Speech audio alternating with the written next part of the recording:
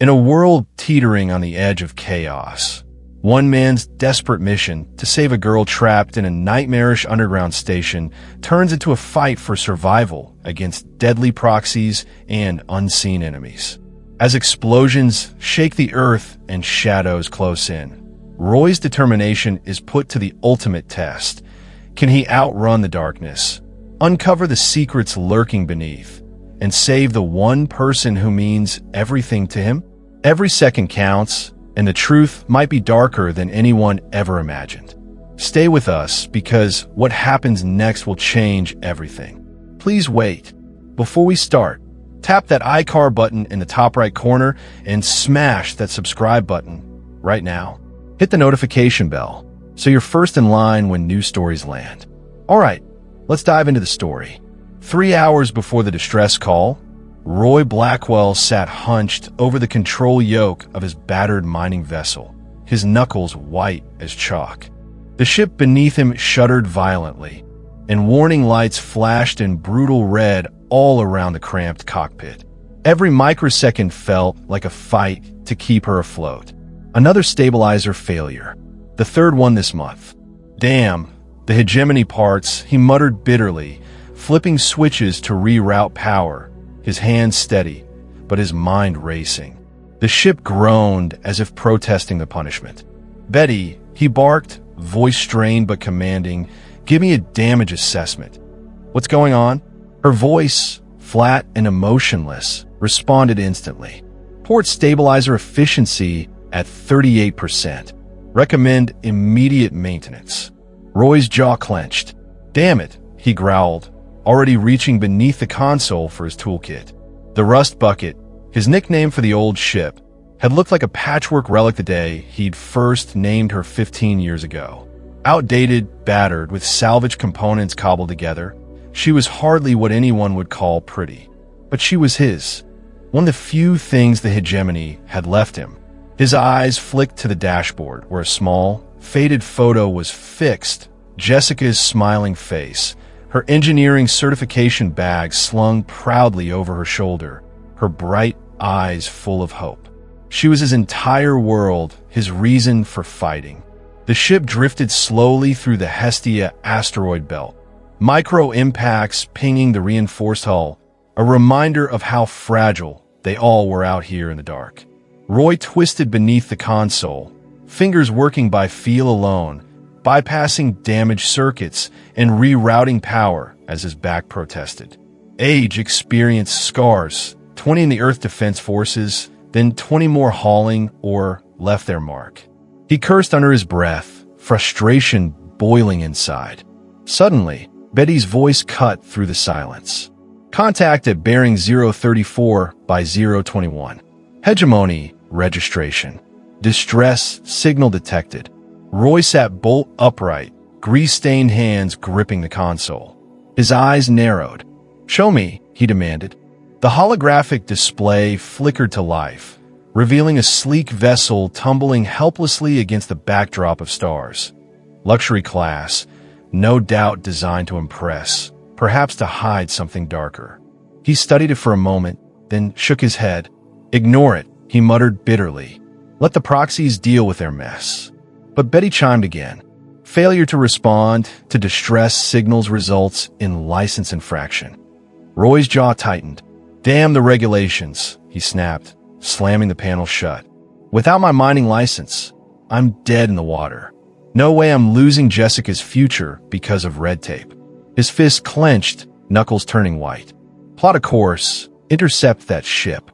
Let's see if we can help whoever's out there." He stretched, tired but resolute. "Let's go help those stranded aliens," he said quietly, almost to himself.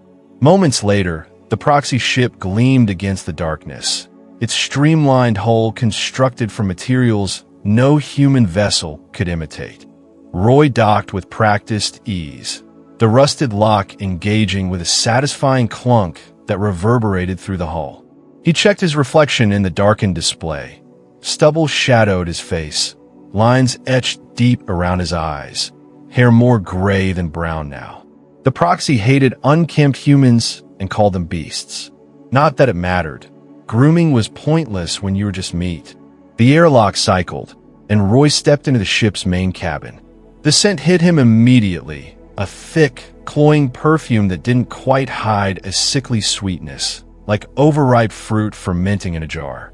3 proxies lounged on curved, organic-looking couches, their tall, thin frames clad in silver jumpsuits, purple-tinted skin shimmering subtly under the dim lights.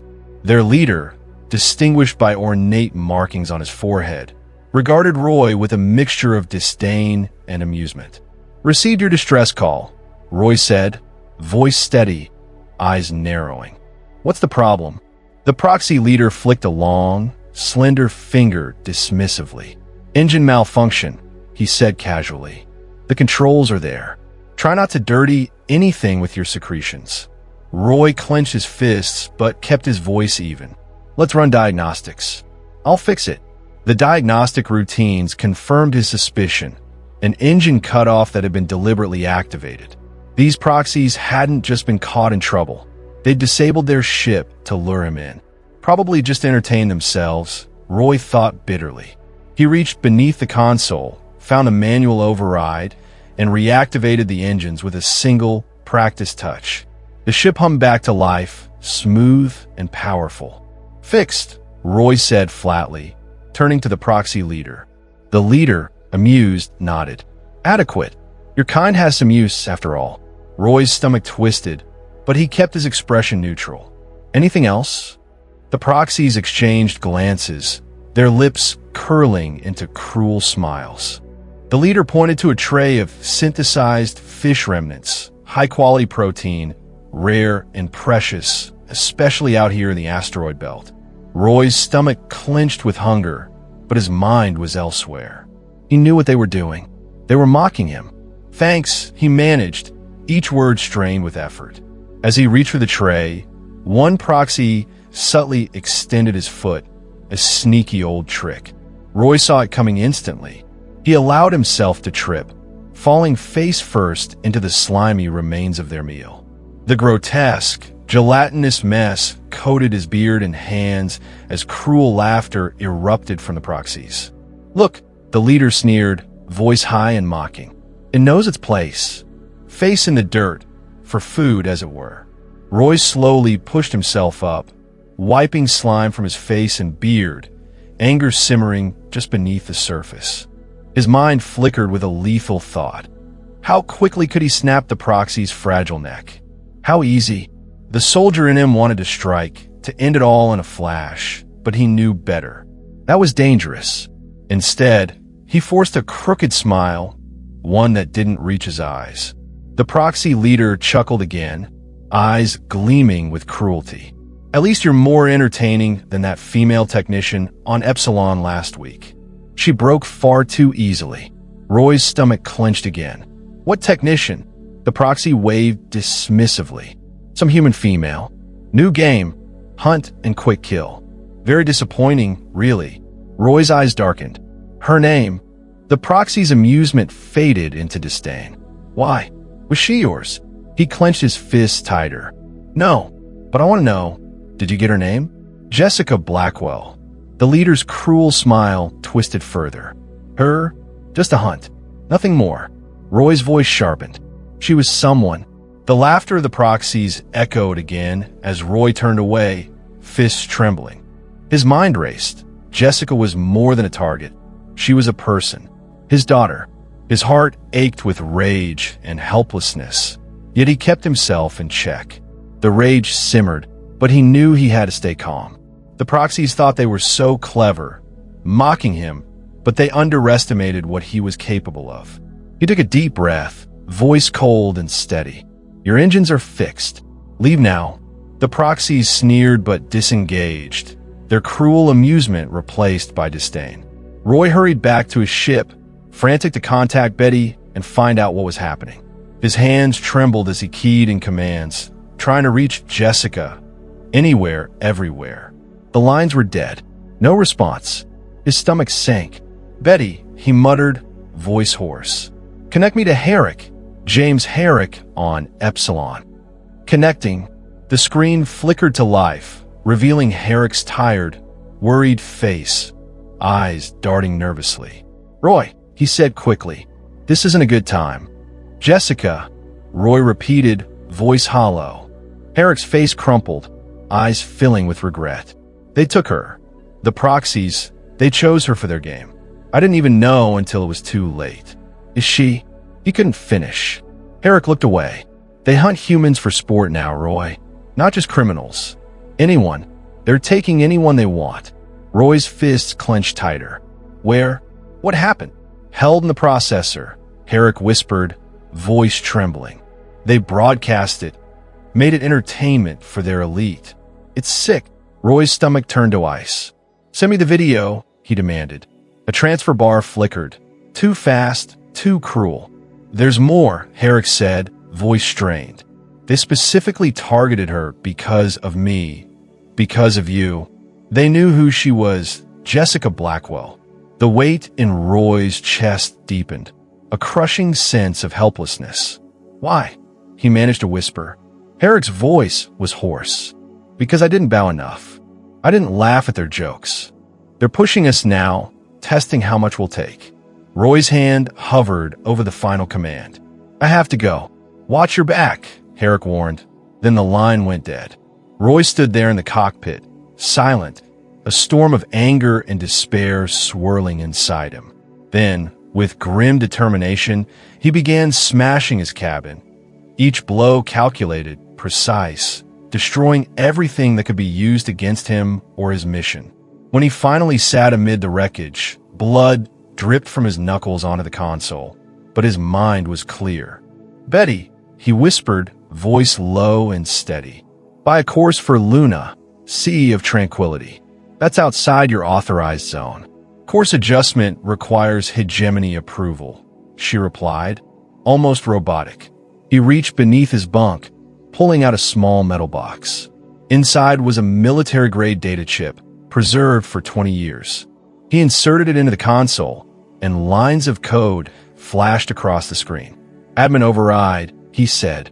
"Authorization, Blackwell, Roy, EDF Command, 12th Tactical." The ship's systems responded, deeper and more natural now. EDF emergency protocols engaged. All hegemony monitoring is disabled.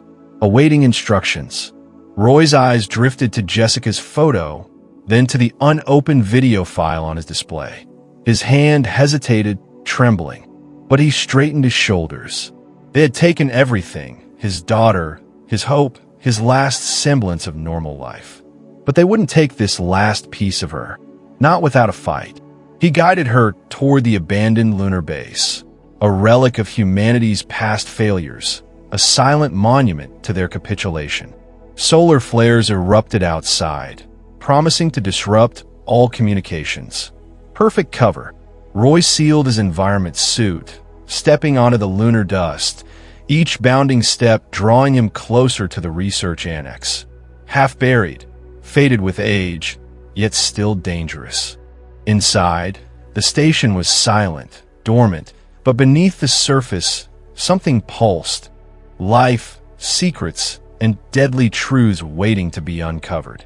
Roy moved through the darkened corridors, the faint glow of emergency lights casting long shadows.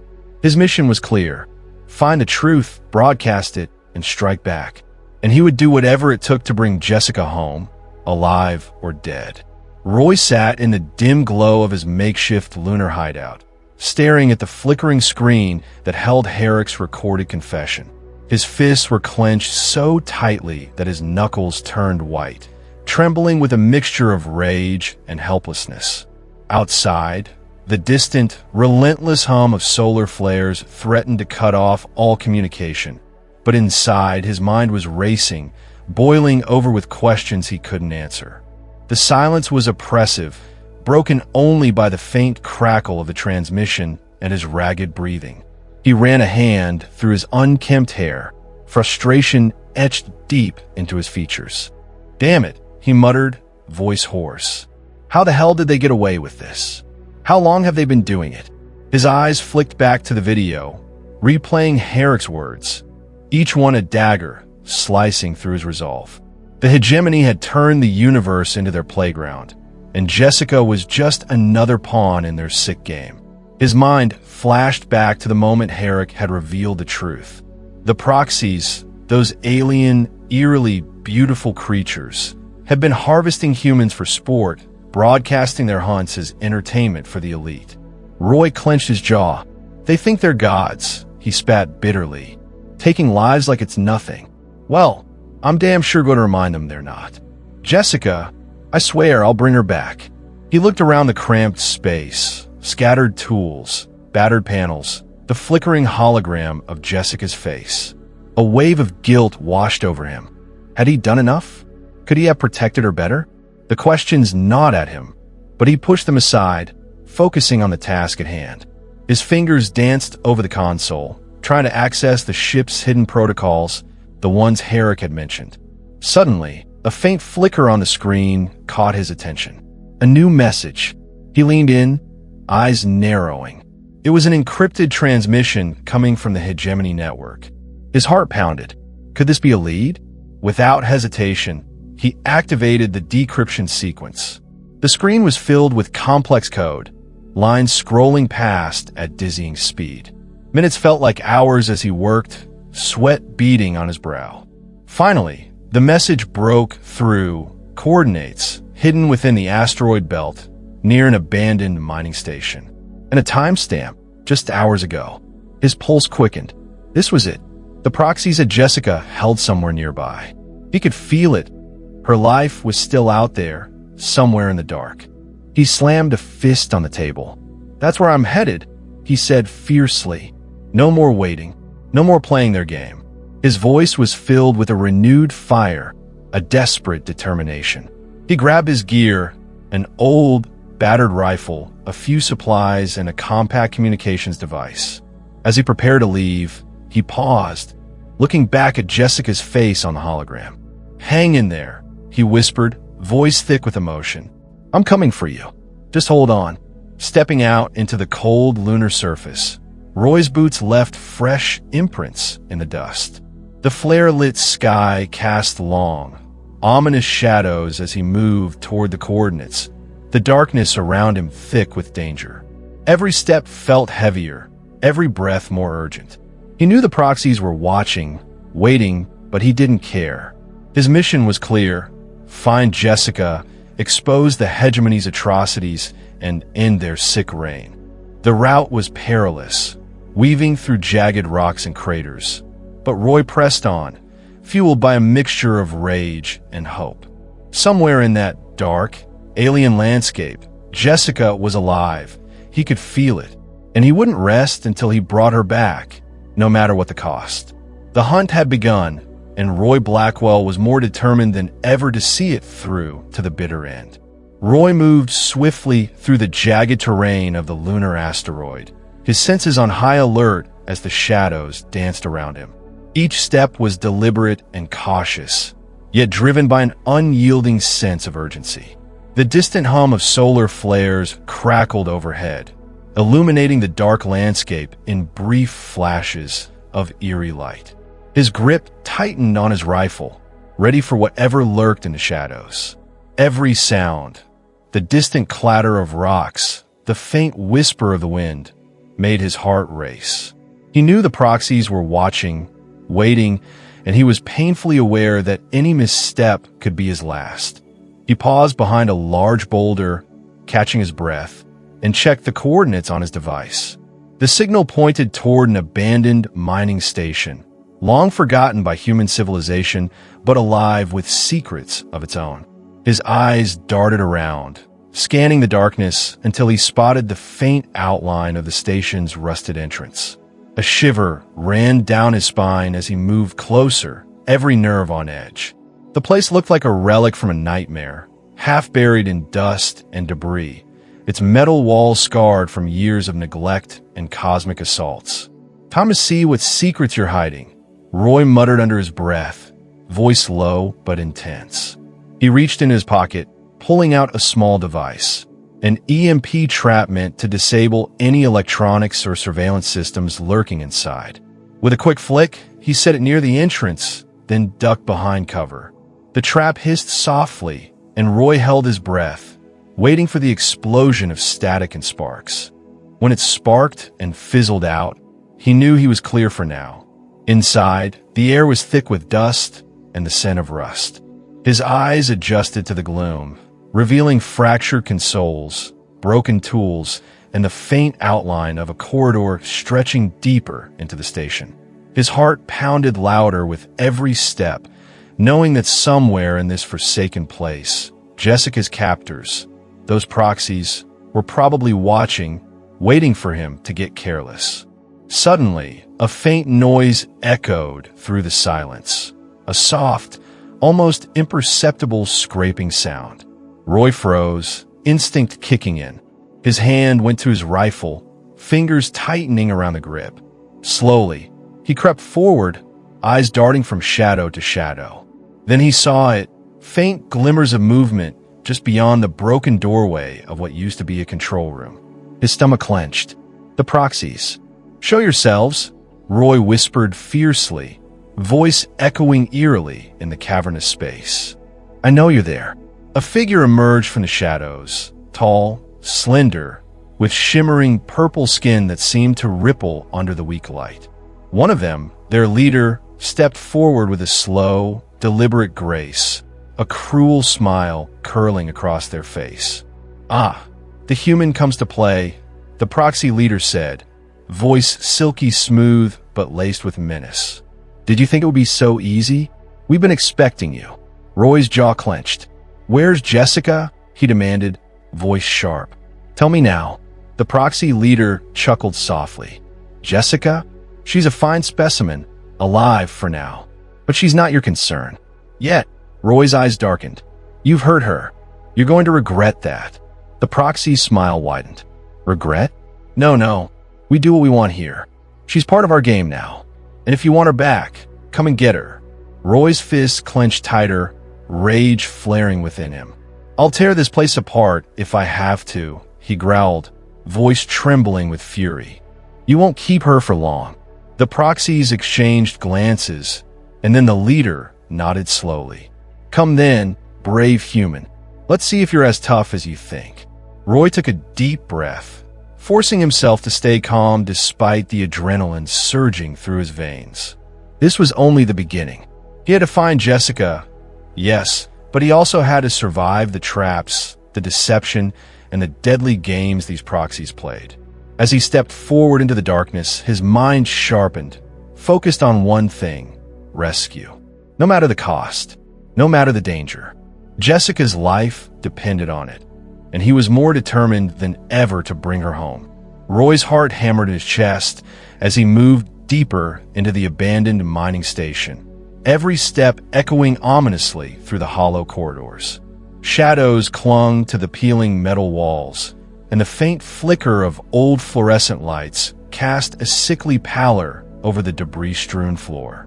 His fingers trembled slightly as he clutched his rifle, eyes darting from one dark corner to another, searching for any sign of Jessica or the proxies. The air was thick with dust and a faint metallic scent that made his stomach churn. He had no idea what traps or surveillance devices the proxies might have left behind, but he knew better than to underestimate their cunning. "Jessica," he whispered under his breath, voice gravelly with emotion. "Hold on, I'm coming." His voice felt almost like a plea in the oppressive silence. Suddenly, a faint metallic clang echoed from somewhere ahead. His pulse spiked. He froze, listening intently. "Who's there?" Roy called sharply, voice steady but edged with suspicion. The only response was silence, until a soft, almost imperceptible giggle echoed through the corridor. His eyes narrowed. "Not funny," he muttered, inching closer. As he rounded a corner, he caught sight of a flickering hologram projecting from a nearby console. It was a distorted image of Jessica, her face tense, eyes pleading. His breath hitched at the sight. "Jessica!" he shouted, rushing toward the hologram. "I'm here. I'm coming for you." But as he reached out to touch it, the image flickered violently, and static replaced her face. A voice, distorted and cold, crackled through the speakers. Another proxy, no doubt. Well, if it isn't Roy, the voice sneered. Did you think it would be that easy? Jessica isn't going anywhere with you. Not yet. Roy's fists clenched, his knuckles white. Where is she? Tell me, he demanded, voice trembling with fury. Oh, she's safe for now, the voice replied mockingly. But if you want her back, you'll have to earn it. Come to the central chamber and be prepared for a little entertainment. The transmission cut out abruptly, leaving Roy standing in the flickering shadows, his jaw tight with frustration. Suddenly, a door nearby hissed open, revealing a dimly lit chamber filled with strange machinery and glowing consoles. His instincts told him this was the heart of their operation, the place where Jessica was likely being held. As he stepped inside, the room suddenly came alive with movement. Shadows shifted, and from the darkness, the proxies emerged, tall sand leak, their shimmering purple skin almost hypnotic in the low light. Looking for someone, one of them purred, voice silky yet menacing. We've been expecting you, Roy. Jessica is safe, Roy said, trying to keep his tone steady though his heart was pounding. I just want to see her. Where is she? The proxy leader chuckled softly, stepping closer. Jessica is a special girl, but she's not yours anymore. We have plans for her, plans you wouldn't understand. Roy's eyes flashed with determination. She's coming back with me. I don't care what you think you've planned. You've hurt her enough. The proxies exchanged glances, and then the leader nodded slowly. Very well. If you're so eager, come and get her. Roy clenched his fists tighter, the fire of resolve burning brighter with every heartbeat. I will, he promised through gritted teeth, and I'll make sure you regret ever crossing me. As he moved forward, every nerve on high alert, he knew this was just the beginning. The fight to rescue Jessica had only just begun, and he was more determined than ever to face whatever horrors lay ahead. Because her life depended on it, and he was not going to let her down. Not now, not ever. Roy's muscles tensed as he stepped cautiously into the central chamber, a vast, cavernous space filled with humming machinery and pulsating screens. The flickering lights cast unsettling shadows that danced across the walls, making it look like the station itself was alive, watching him. Every heartbeat echoed loudly in his ears. He knew Jessica was somewhere in this maze of metal and wires, and he was determined to find her before it was too late. He moved silently, eyes scanning every corner. Suddenly, a faint voice crackled over the intercom, an unsettling, playful tone that made the hairs on the back of his neck stand up. Well, Roy, you've made it this far, the voice purred, dripping with mockery. Did you think it was going to be that easy? Jessica's not so simple to rescue. Roy clenched his fists, voice low and steady. Where is she? I want to see her now. Oh, she's safe. For the moment, the voice replied, a cruel chuckle following. But if you want her back, you'll have to pass a little test. Come to the main console and see what we prepared for you. Or are you chicken? He gritted his teeth, ignoring the taunt. I'm not leaving without her, Roy growled. Tell me where she is, or I'll tear this place apart. The voice responded with a sinister laugh. Oh, I think you're about to get your chance. Just remember, Jessica's fate is in your hands now. With a flick of static, the transmission ended, leaving Roy alone in the eerie silence. His eyes darted to the glowing console in the center of the room, flickering with strange symbols and data streams. Suddenly, a door slid open behind him, and a group of proxies emerged, tall and graceful, their shimmering purple skin almost hypnotic under the dim lights. They moved with a calculated elegance, eyes gleaming with malicious intent. Looking for Jessica? One of them asked softly, a sly smile curling across their face. You've come a long way, but she's not quite ready for you yet. Roy stepped forward, trying to mask his rising panic. Let me see her. I swear I'll take her out of here. The proxy leader tilted their head, voice silky but edged with menace. Jessica is a special girl. She's part of our plans now. You're just a distraction. But if you insist, come and try to get her. Roy's jaw tightened. You're not keeping her from me. I'll fight through every one of you if I have to. Jessica is coming home.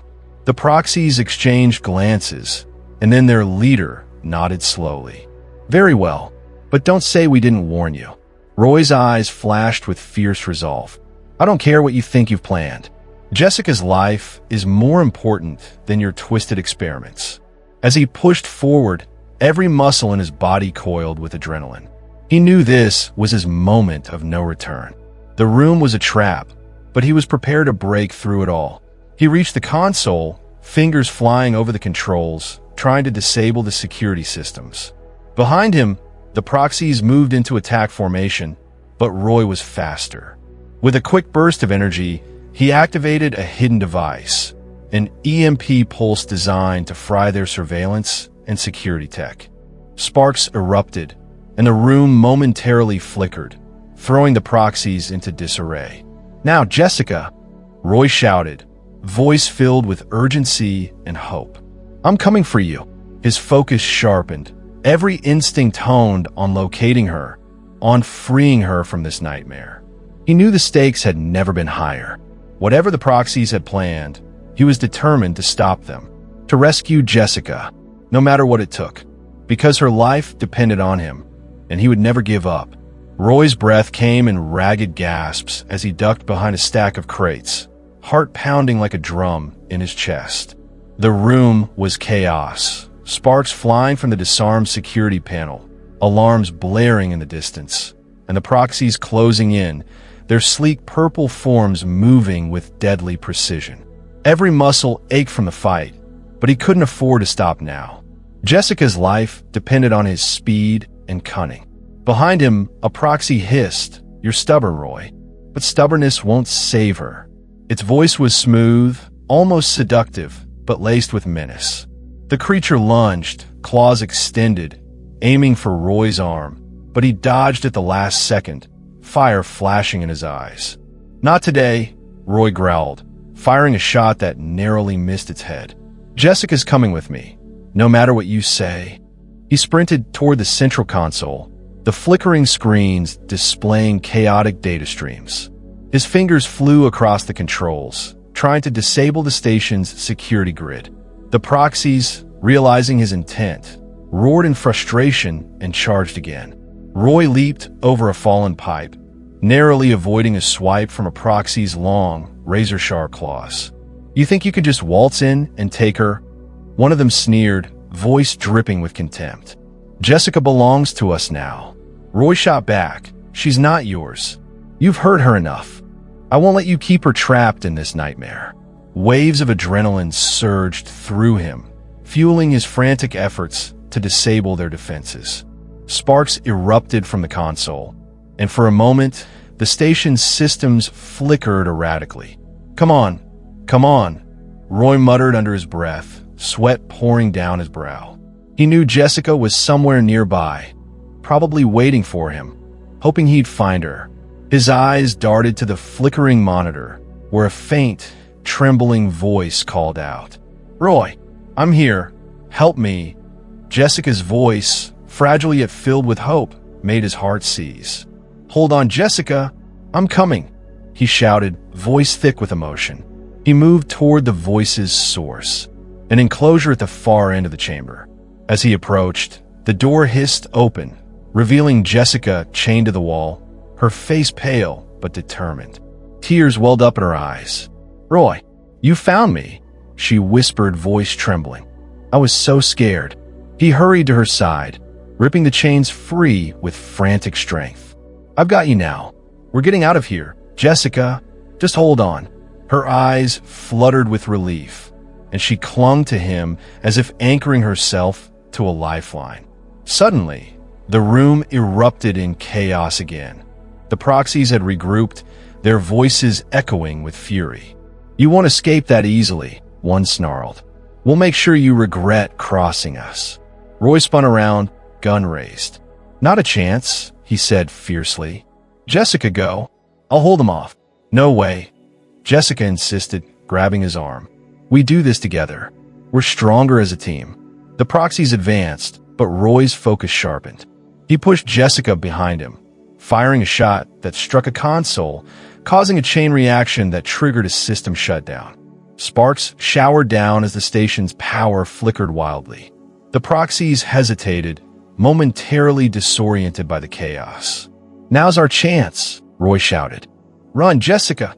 She nodded, tears streaming down her face, and together they bolted through the collapsing corridors. Every step was a gamble, dodging debris, avoiding the proxy's relentless pursuit. Their escape was a blur of adrenaline, fear, and hope. As they burst out into the open, the station shuddered violently, alarms still ringing. They didn't look back. They just kept running, knowing that the fight wasn't over yet, but determined to survive and take Jessica to safety. Roy felt a fierce resolve burning inside him. This was only the beginning of their fight, and he would do everything in his power to keep her safe, no matter what dangers lay ahead. The bond between them was unbreakable now, forged in fire and desperation, and he wasn't going to let anything tear them apart. The cool night air hit Roy and Jessica like a wave as they burst out of the wreckage-strewn station, their lungs heaving with exhaustion and adrenaline. Behind them, the station shuddered violently, sparks flying from the collapsing structure, alarms still blaring into the chaos. Jessica clung to Roy's side, her face streaked with dirt and tears, but her eyes shone with fierce relief. Roy kept his gun ready, eyes scanning the darkness, knowing the fight was far from over, yet feeling an overwhelming sense of victory, at least for now. "Do we make it?" Jessica asked, her voice trembling but filled with incredulous hope. "I think so," Roy replied, voice hoarse but steady. "We're out of the worst, but I don't trust this place. Not yet. We need to keep moving." His gaze flicked around, alert for any signs of pursuit. The distant hum of collapsing metal and the flickering lights were a stark reminder that time was running out. Jessica looked up at him, her voice soft but determined. "You saved me, Roy. I knew I could count on you. I don't know what I'd do without you." He gave her a faint, tired smile. "Hey, we're a team. Always have been. I promised I'd get you out. I meant it. No matter what, I'll always come for you." His words carried both reassurance and a promise of unwavering loyalty. Suddenly, a sharp crack echoed through the darkness. A gunshot, distant but unmistakable. Roy immediately tensed, pulling Jessica behind a fallen piece of debris. "Stay down," he hissed. "Someone's still after us." His grip tightened around his weapon, heart pounding fiercely. Jessica's eyes widened. "Are we safe?" He shook his head. "No, not yet, but we're close.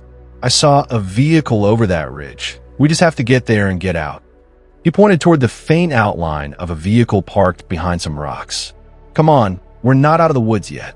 As they moved stealthily through the debris-strewn terrain, Jessica glanced anxiously over her shoulder. "What if they find us?" she whispered. Roy's jaw clenched. "Then we fight. We've come too far to give up now. We got the advantage. These guys aren't going to catch us flat-footed." His voice was firm, almost a growl, laced with fierce determination. "We've survived the station, we've fought their proxies, and now we're going to escape this nightmare." They reached the vehicle, and Roy fumbled with the keys, his hands trembling slightly from exhaustion and stress. Come on," he muttered under his breath as he unlocked the door. Jessica slid into the passenger seat, her fingers clutching her trembling hands. Roy jumped in and slammed the door shut, revving the engine just as distant shouts and gunfire erupted behind them. "Go, go," Jessica urged, her voice trembling. Roy sped down the rough, uneven path, heart pounding in his chest. The vehicle rumbled over rocks and dirt, but he kept his focus steady. "We're almost free," he said, voice gritty. "Just a little further." Suddenly, headlights appeared behind them, bright and menacing, forcing Roy to swerve sharply. "Hold on," he shouted. "They're trying to cut us off." Jessica's eyes widened with fear. "What do we do?" Roy's face was grim, eyes locked on the road. "We outrun them. We've got one shot. Hang on tight." He pushed the accelerator to the floor, adrenaline surging anew. The vehicle roared, tearing through the night as the pursuing headlights grew closer. At that moment, Jessica grasped Roy's hand tightly. "We're gonna make it," she whispered fiercely. Roy shot her a determined look, eyes blazing with resolve. "We have to. For both of us. I won't let them take you again." As the chase intensified, he knew the ultimate battle wasn't just about escaping. It was about survival, about fighting against the odds, and about holding on to hope even in the face of overwhelming darkness. They had come through hell, but they would fight to see the dawn together. And that was the end of the story. Comment below if you want the next chapter, and hit that like button. Please subscribe, turn on the bell, and as always, keep the last light burning.